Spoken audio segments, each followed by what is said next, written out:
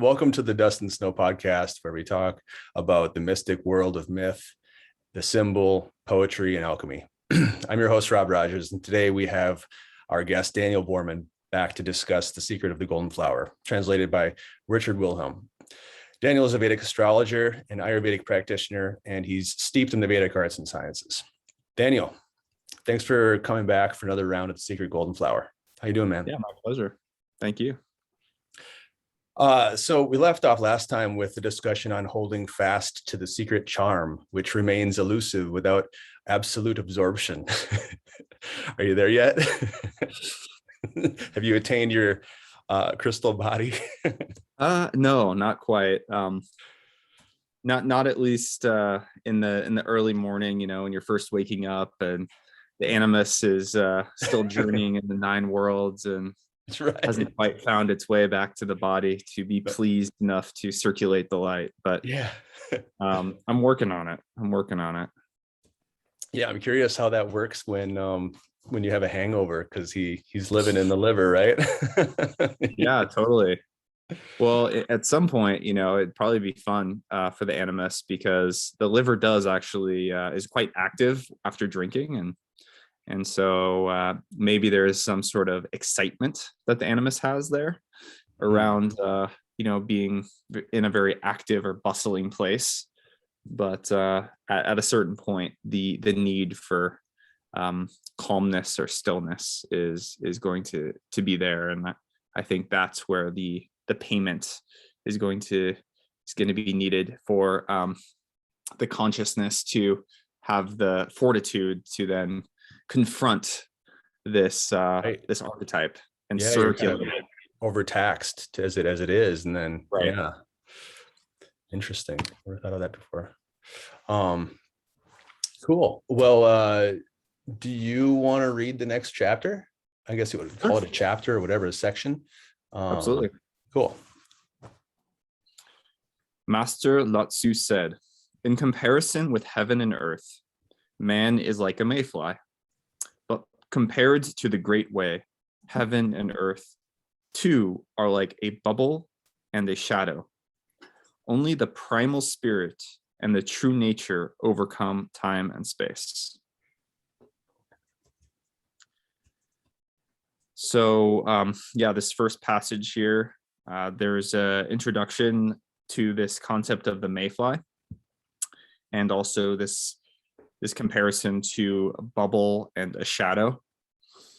Not, to be honest with you, I'm not exactly sure how that relates to a mayfly just yet, but the heaven is similar to this bubble archetype, and then the shadow to this earth. And so for me, this heavenly abode is this expansive space quality that is beyond time and space. So, I mean, they use the bubble metaphor, but in fact, there's something even beyond this space archetype found within this bubble, and the shadow. So this bubble and shadow, which are these two kind of elusive, transitory concepts, yet only the primal spirit and our true nature overcome time and space. So the primal spirit is the concept that we have a archetype found within the heart, that is the vehicle to which we're able to transcend time and space. Now, there's quite a lot of work that needs to be done in order to access this primal spirit and to use it correctly, according to this text. Mm-hmm. Would you like to add anything to that bubble shadow? Yeah, the only thing that I got out of that was the idea of the mayfly is sort of a sense of smallness. Like we feel like we're small living in this world, and when we look up and we see the heavens, that looks pretty big.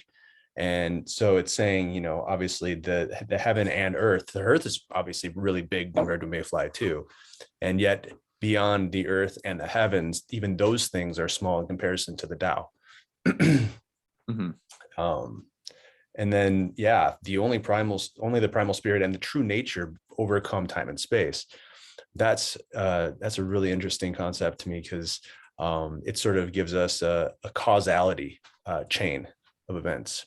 And so by linking ourselves to that source, we are less prone to the transitory, flitting like a mayfly nature.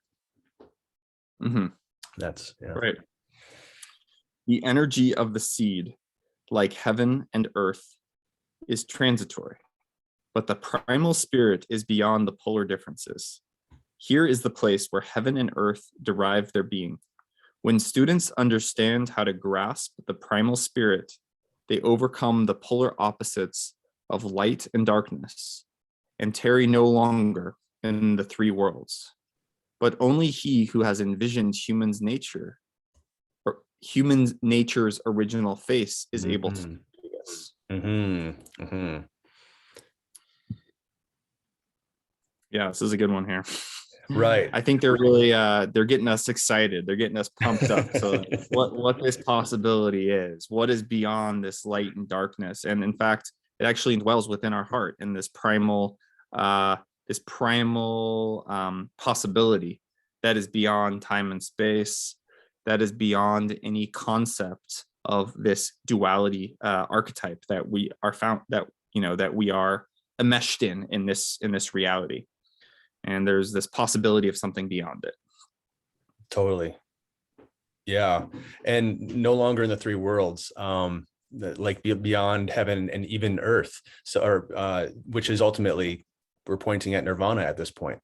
Lots of us are shooting for heaven, and this is saying it's beyond both. I think the human nature original face thing is a typical, it's a very common koan that is asked, like, what did you look like before you were born? What is show me the face, show me your original face. Right. And I think that's definitely pointing at what is seen as the crystallization is completed. Nice. When men are set free from the womb, the primal spirit dwells in the square inch between the eyes, but the conscious spirit dwells in the heart. Okay, so I got that backwards. Excuse me. The primal spirit dwells in the square inch between the eyes, but the conscious spirit dwells below in the heart. This lower fleshly heart has the shape of a large peach. It is covered by the wings of the lungs, supported by the liver, and served by the bowels. This heart is dependent on the outside world. If a man does not eat for one day even, it feels extremely uncomfortable. If he hears something terrifying, it throbs. If it hears something enraging, it stops. It is faced with death, it becomes sad. If it sees something beautiful, it is dazzled. But the heavenly heart in the head, when would it have moved in the least? Thou'st thou ask, can the heavenly heart not move? Then I answer, how could the true thought in the square inch move? If it really moves, that is not good. It's not For when good. ordinary men die, then it moves. But that is not good. Yeah, so what do you take of all that there? That's, to me, that sounds so much like Shunryu Suzuki. That's like that is not good. It's like when we lose the fixity, that's when so that's why it's not good. Basically, it's pointing at when we lose our focus. Right. And the primal spirit is needing to be I don't think tamed is the right way to say it. Because we don't want to tame this primal impulse that is beyond time and space. But we do want to protect it. I think that's the metaphor they use later. And it's almost as if, as opposed to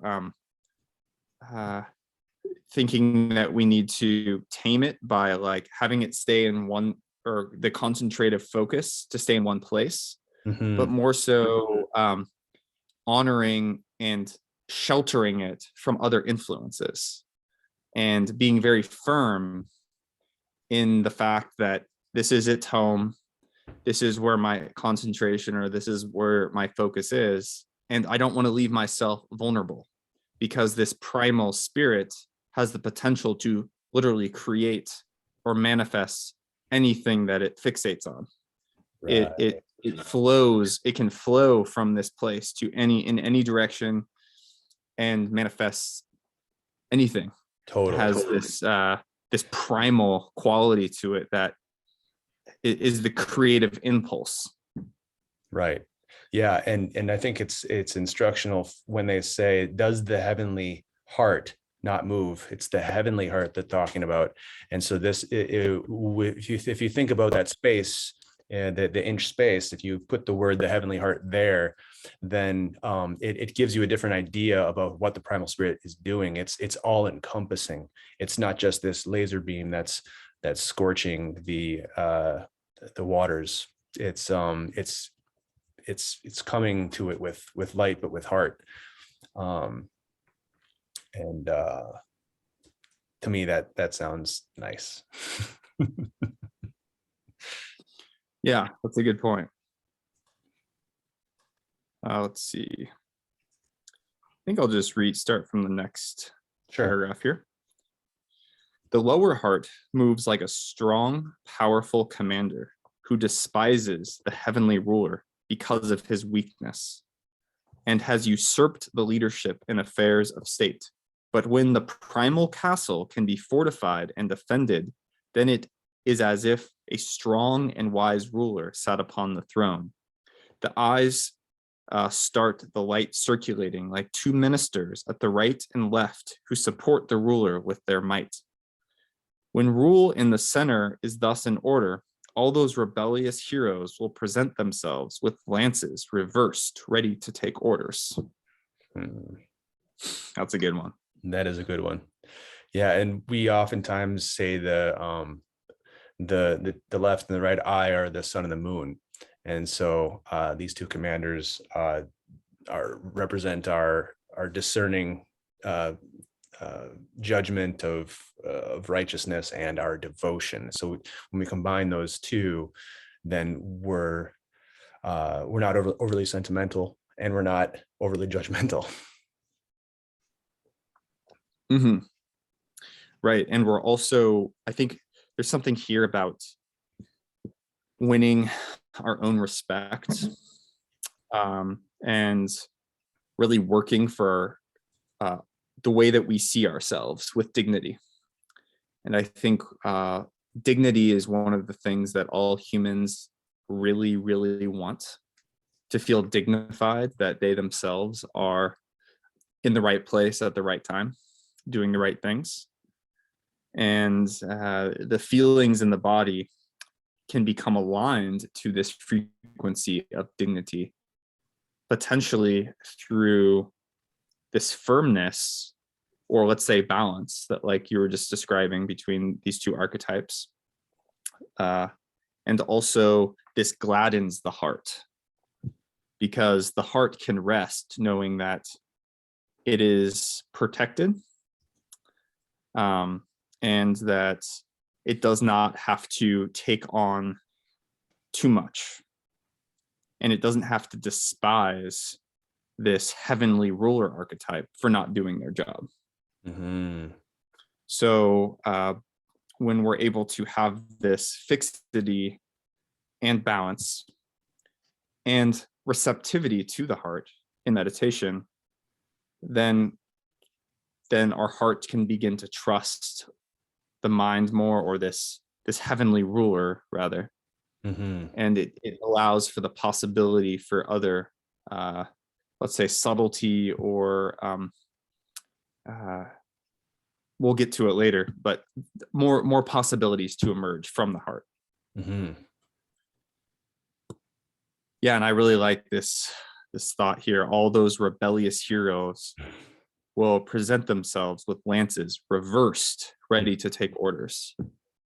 And it's almost as if the woulda, shoulda, coulda, frequencies in the heart of you know, we'll talk about what those could manifest from to begin with, but let's just say this this feeling of inner contradiction or inner conflict, you know, almost as if all of these lances or the heart is kind of struggling against itself. And it says heroes here. So within that, there's this possibility that within the heart, even, there are all of these different archetypes that are wanting to align with this heavenly consciousness, but need this heavenly consciousness to be a worthy leader in order to actually reverse and then become an ally to this heavenly or this more fixed consciousness of the heavenly primal spirit. Yeah, it gives me a remembrance of a Sanskrit verse that says that both the Vedic characters, both the deities and the Avedic characters or the demons reside within this container. And there's no getting rid of them. So as long as they're in the right place, each does their own duty in peace. So ultimately, the Rakshasas, which is a type of demon, they're just power hungry. But as long as they have allegiance to the right power, they can protect, they can actually work in service of the primal spirit. Very good. Yeah, I love that. I love that. The way to the elixir of life knows as a supreme magic, seed water, spirit fire, and thought earth. These three. What is seed water? It is the true one energy of former heaven, Eros. Spirit fire is the light, Logos. Thought earth is the heavenly spirit of the middle dwelling, intuition. Do you feel like unpacking those three terms for us just a bit? Let's see. Okay. Starting with Eros, yeah. seed water. So I would say that the seed water has to do with our libido. And libido has to be expanded. It's not just a one-dimensional thing. Carl Jung did a great job of expanding what libido meant.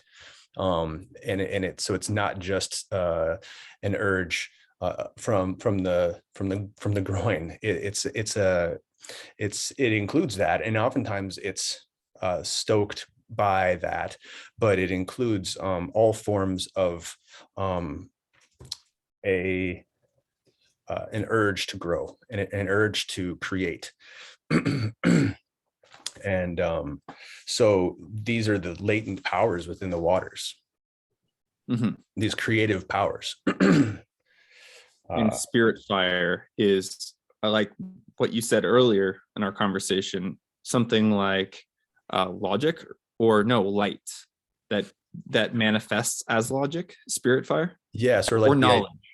Knowledge. Yes, like the capacity to know. And I think that I might be stepping over boundaries here by saying it, but I think it even just has just an awareness.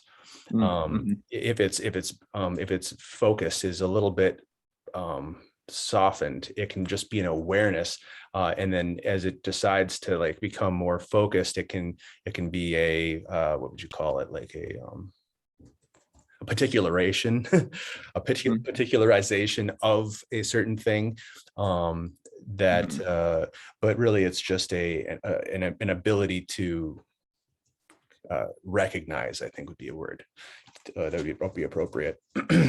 To know. And so it's like when we have this urge, if we can see the source of the urge, then all of a sudden the thought earth is nourished. And so this heavenly heart in the middle dwelling of your intuition is able to kind of reconcile this feeling, this intense feeling of the waters, and this reconciliation of it with the light of understanding. Great. Yeah. I love that.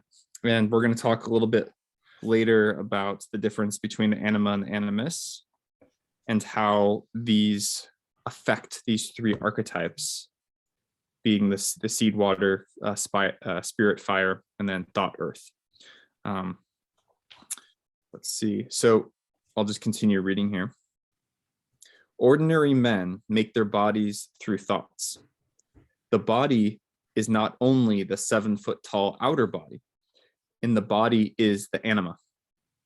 The anima adheres to consciousness in order to affect it. Consciousness depends for its origin on the anima. The anima is feminine, yin. It is the substance of consciousness. As long as this consciousness is not interrupted, it continues to beget from generation to generation, and the changes of form of the anima and the transformations of substance are unceasing. So the way that I like to think about this is, kind of the principles of nature, and these archetypes that are, or this impulse that is just moving things forward. There is this constant progression here with the anima. And although consciousness, we were discussing this term earlier, is often described in this benevolence, or let's just say all-inclusive benevolent term, consciousness, as this possibility of what could be. But in this term, I'm thinking that it's what is. It's not about necessarily transcending anything. It's more so about seeing things as they are. And to me, it has a lot of correlation between the 5 senses and the 5 elements. So it's this yin archetype of what is manifest, and what can be observed through the senses. And there's this implicit quality that it will just continue forward in its own progress, in its own time, indefinitely. And it will evolve and shift, but not necessarily in a benevolent way or in a negative way. It'll just continue in this kind of neutral way. Is that kind of also what you're getting from this? Yeah. So the thing that gets me here is the word substance. I think it's really interesting that they use the word substance, because it's the stuff. It's the contents of that are charged with emotion, so to speak. And so basically the light shines on it and it says, what's the matter, right? and that's the matter. That is literally the matter, the substance there. And by asking what's the matter, we're shedding light on the situation and trying to bring to light this unknown feeling. And I think if we go back to what it said, the causality of the primal spirit is the source of all these things, then we can recognize that despite the changes of this substance and of the substance of consciousness, when we look at it with that light, it doesn't matter how it changes, because we're just looking at it from the source, right? We're always, it doesn't matter what angle we're approaching it, because we're coming from that perspective of source. Yeah, so those are my thoughts on that one. But besides this, there is the animus, in which the spirit shelters. The animus lives in the daytime, in the eyes. At night, it houses in the liver. When living in the eyes, it sees. When housed in the liver, it dreams. Dreams are the wanderings of the spirit through all 9 heavens and all 9 earths. But whoever is in a dark and withdrawn mood on waking, and chained to his bodily form, is fettered by the anima. Therefore, the concentration of the animus is brought about by the circulation of light, and in this way the spirit is maintained, and the anima subjugated, and consciousness cut off. Mm-hmm. Yeah, so I like what you were saying about the substance of consciousness being the anima, and the animus is that which shines light on the substance of consciousness, and that light comes through the eyes during the daytime, and our consciousness can shine literally on what is throughout the day. And then as we sleep, this quality is reversed, and then, or not necessarily reversed, but the animus is then stored in the liver, and things are explored through the 9 heavens, as it says, and the 9 earths. So it's still shining on consciousness in a way, but more in this dream state reality, or in this anima, potentially even anima form of the dream world. But what it's pointing at here is the possibility of this animus being the key to circulate the light in a way where during the daytime, or maybe even the early morning when our eyes are closed, we're choosing to, as opposed to interacting with consciousness or the substance of consciousness through our eyes, we're choosing to interact with this substance of consciousness in our internal anima, which you, in a previous talk, described to me somewhat as the unconscious in a way too, or all of that which is and potentially unrecognized substance of reality, as opposed to things that we're taking in with our eyes and observing in the known reality. And I'm wondering if you'd like to add anything to that. Yeah, the only I might be out of bounds on this, but when I first read this, the number 9 correlates to the 9 orifices of our. So these are the gates. So our 2 eyes, our 2 nostrils, our mouth, our 2 ears, our front and our back. And so those 9 gates are the passageways that we take in and we take out information. And so in some ways, what I think is happening here is when it goes into the liver, it's digesting those impressions internally that have been happening externally all day long. And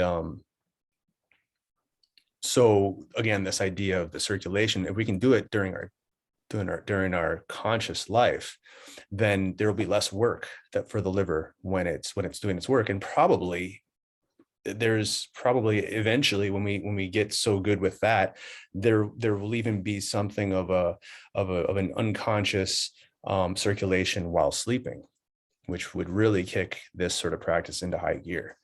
I like that. I don't think that's out of bounds at all. I think that's probably what they're describing. And then, not to put you on the spot here, but how would you then differentiate the 9 heavens compared to the 9 earthly realms? So my thought would be the 9 earthly realms are the forms that are represented by the unconscious, or the watery substance, and the heavenly impressions are coming from the animus, or the light. Interesting. Great. I love that. I would like to retouch on that in a moment here. Let's just read a little bit longer. Therefore, the concentration of the animus is brought by the circulation of the light. And in this way, the spirit is maintained, the anima subjugated, and the consciousness cut off. The method used by the ancients for escaping from the world consisted in melting out completely the slag of darkness in order to return to the purely creative.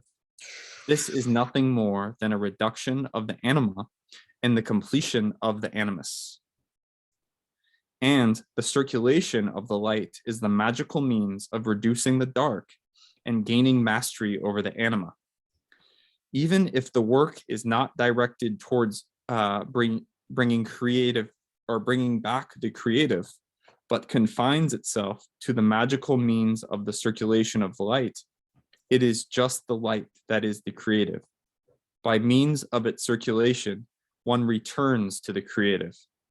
If this method is followed, plenty of seed water will present of itself, the spirit fire will be ignited, and the thought earth will solidify and crystallize, and thus the holy fruit matures.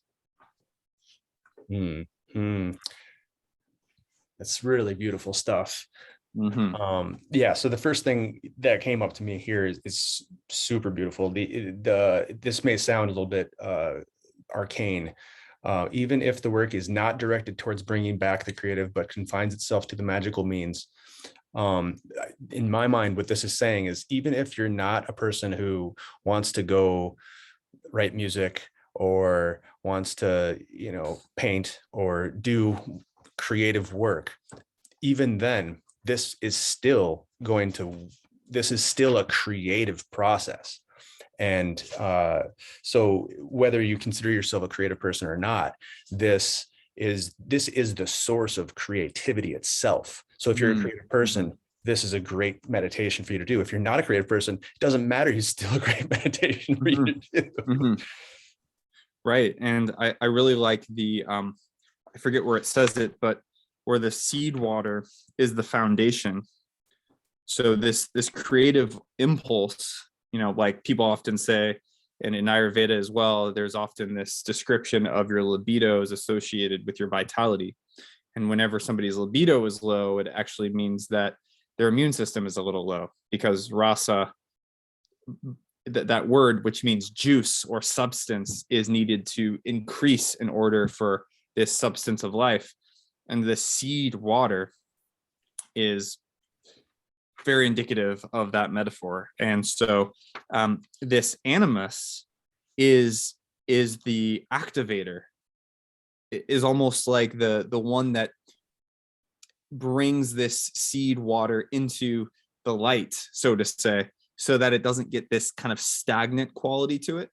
And so that seed can actually sprout or manifest into some creative impulse.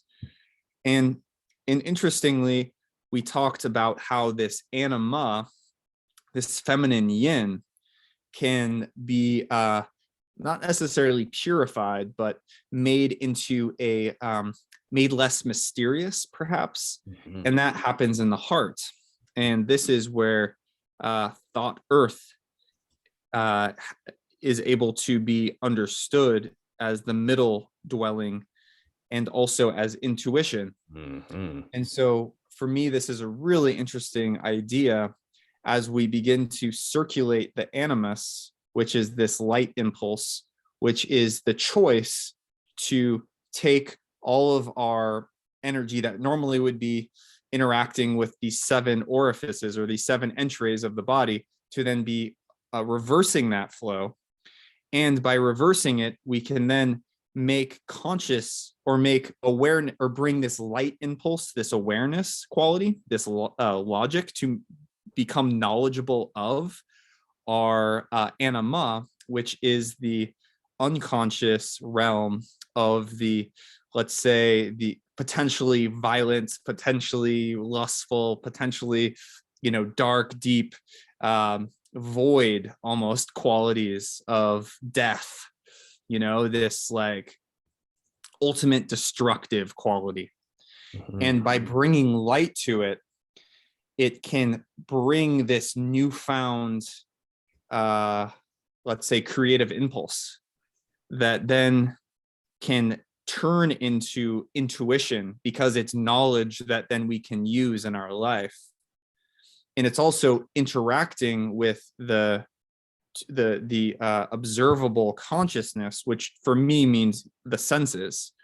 And so we're able to then articulate through this process of intuition what is true and what is not true for ourselves, which is one of the best tools we can have in life.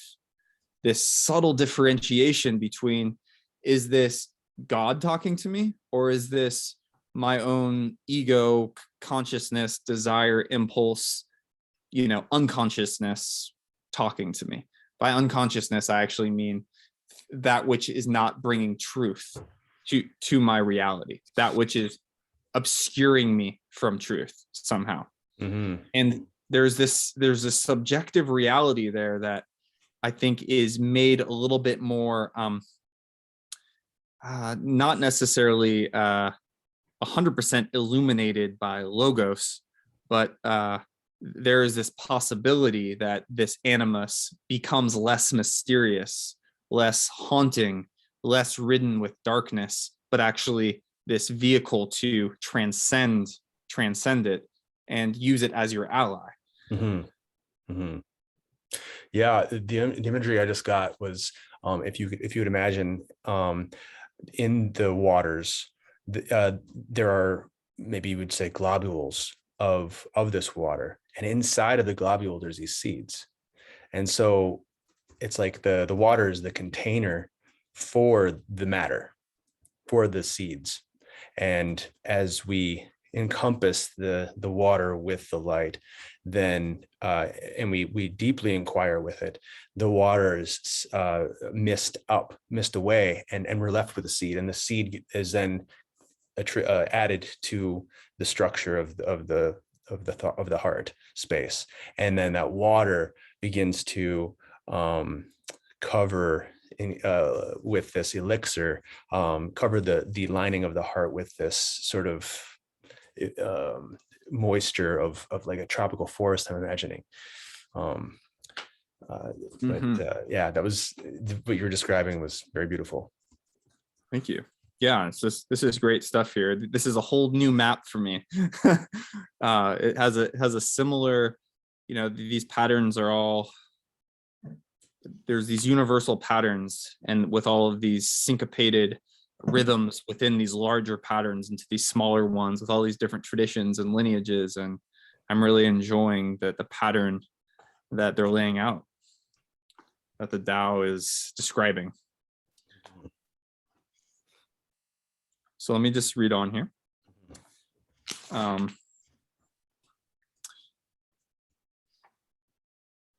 If a non-embryo can grow in manure and shed its shell, why should not the dwelling place of our heavenly heart also be able to create a body if we concentrate the spirit upon it? So that was actually the very end of the paragraph we were just reading before, which is, questioning or asking the reader to examine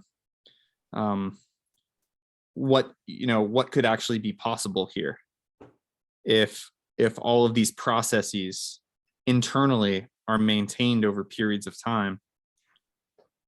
There's this great hope that our heavenly heart can create this whole new body that exists in the spiritual dimension. Right, with the differentiated nature that sort of separates the waters from the substance itself. So it's more, again, encompassed, and that one of the mentions that I forgot to bring up when we were talking about it before was there's a substance, but it's the reason, it's the purpose. There's some sort of meaning that has to be applied to it for it to make sense, and then I think that's when the intuition is awakened. And so that's the power of the circulation, is it creates this individuation process that separates the substance so that we can apply the proper meaning to it and put it in its right place. Mm-hmm. The one effective true human nature, logos united with vitality, when it descends into the house of the creative, divides into animus and anima. The animus is the heavenly heart. It is the nature of light. It is the power of lightness and purity. It is that which we have received from the great emptiness, that which is identical in form with the primordial beginning. The anima partakes of the nature of the dark. It is the energy of the heaven, of the heavy and the turbid. It is bound to the bodily, fleshy heart. The animus loves life. the anima seeks death. All sensuous desires and impulses of anger are effects of the anima. It is the conscious spirit which after death is nourished on blood, but which during life is in greatest distress. The dark returns to darkness, and all things attract each other according to their kind. But the pupil understands how to distill the dark anima completely so that it transforms itself to pure light. Mm-hmm. So yeah, it's almost like a restating of things that we've already mentioned, but in more emphatic terms. Mm-hmm.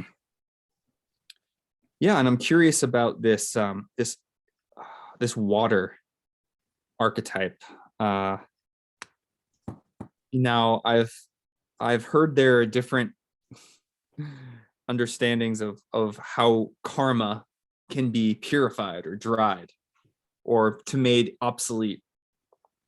And two metaphors that I often hear is that there is this burning away, this burning archetype to make our subtle body pure, just as like a clean burning flame, eternal flame. And then I've also heard this metaphor of the sea uniting our consciousness, our individuated consciousness, to the sea of consciousness. And interestingly, I find that there is this constant ebb and flow between this water archetype and this fire archetype, or this logos, that which brings knowledge, and this seed water, which is eros. And eros is the energy, one energy of former heaven.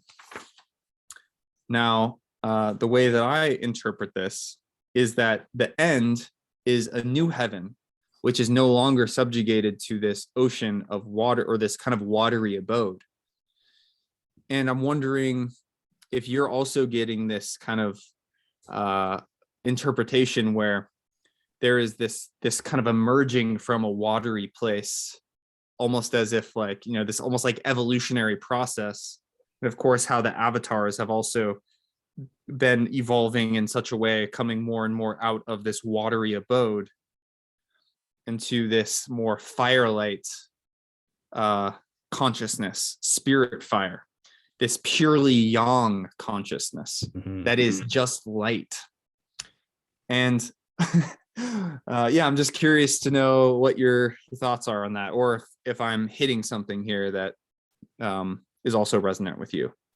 Yeah, well, the one note at the end here, when it turns to pure light, it says this light is meant here as a world principle, a positive pole, not as light that shines. And so I think it's important to distinguish. We don't turn yin into yang. We yin will always be. And it's the cultivation and the understanding that I think that creates the difference of the world, so to speak. And when you're talking about the waters, the first thing I think about is, you know, the old myth of the churning of the milk ocean, where we have both the demons and the gods collaborating. They have, one is on one side of the snake and the other one's on the other side of the snake, and they churn this mountain, and the mountain becomes the churning rod that agitates the milk ocean, and all of a sudden these things start coming up, and this really rings true with a lot of that. And even the story of Madhu and Kaitaba, in the very beginning, the world was a flood and there was no land.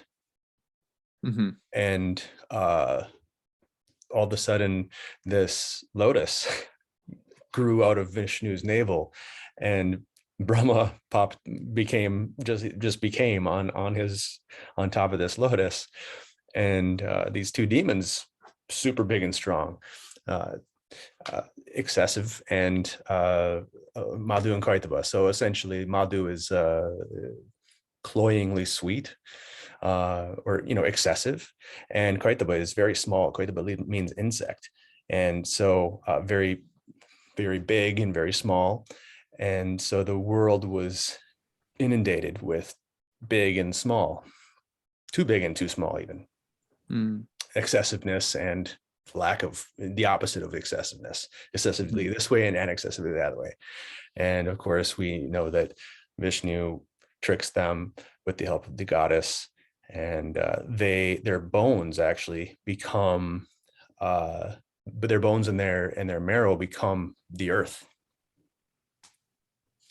And so again, we have this sort of reflection of this idea of differentiation by means of these divine characters, Vishnu and the goddess.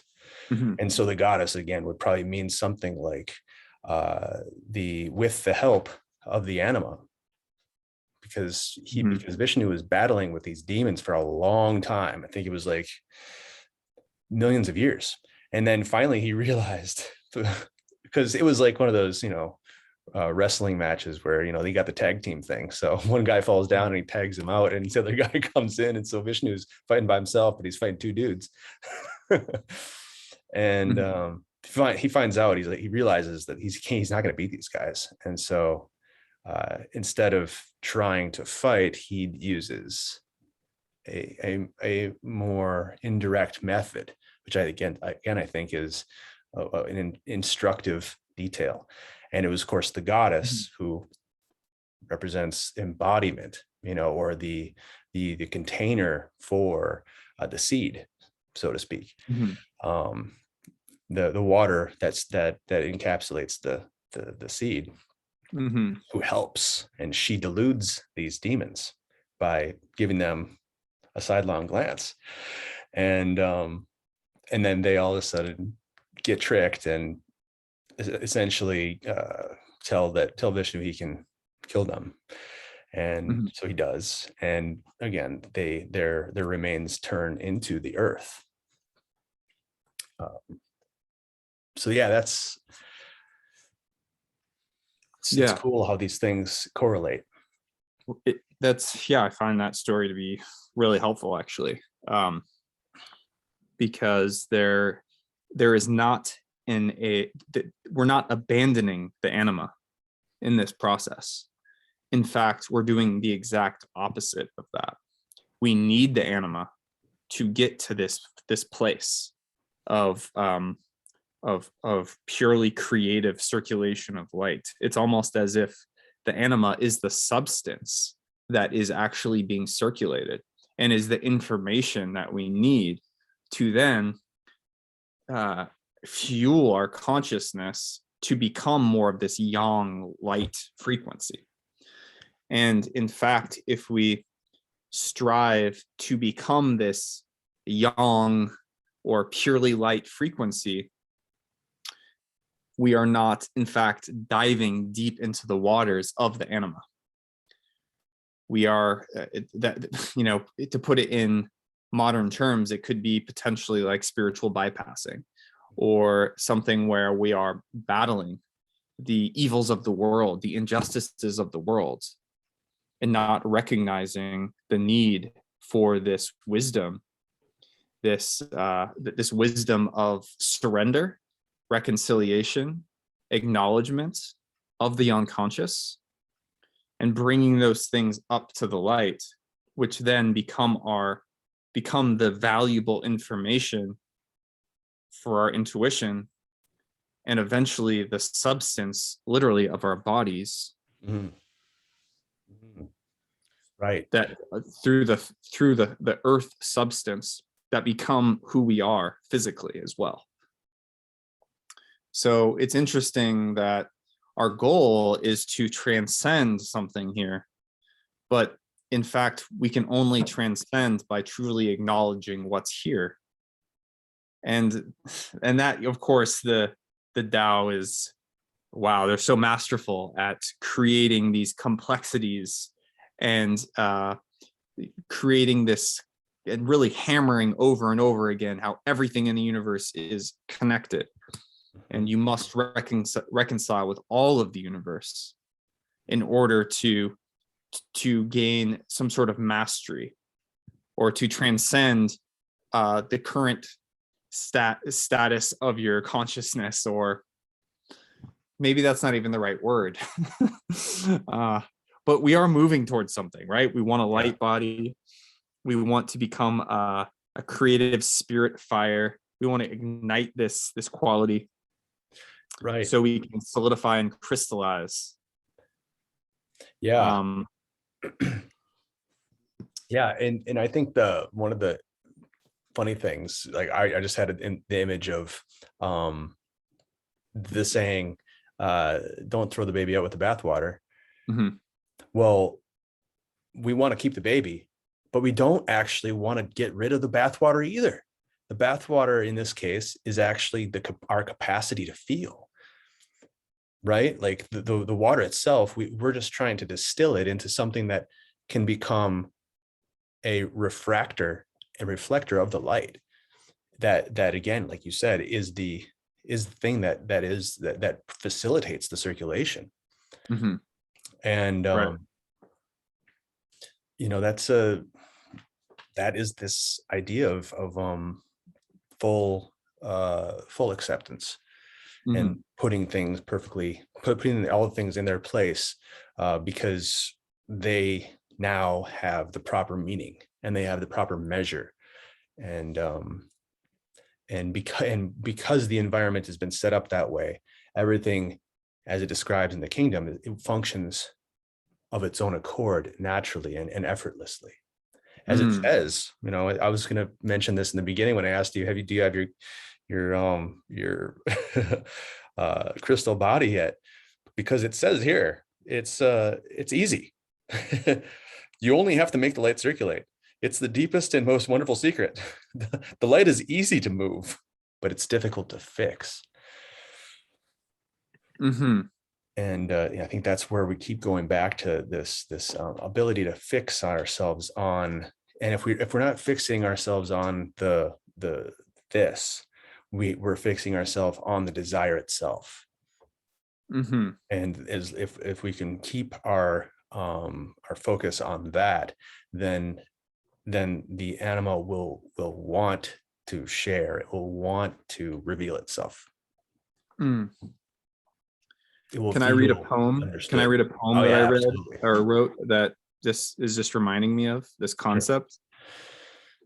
And this concept is between this water archetype and this, well, everything we've just been describing. I think it could potentially fit really nice.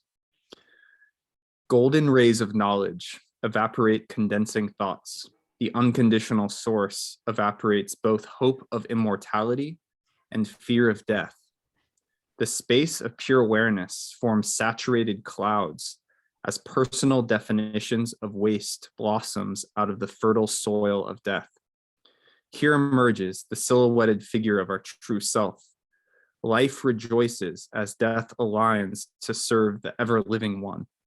The greatest confusion is not that of duality, but the improper operations of the internal waste management system of the dark and of the light. Give generously with your gaze, love without reason, to witness the countless universal teachings of balance.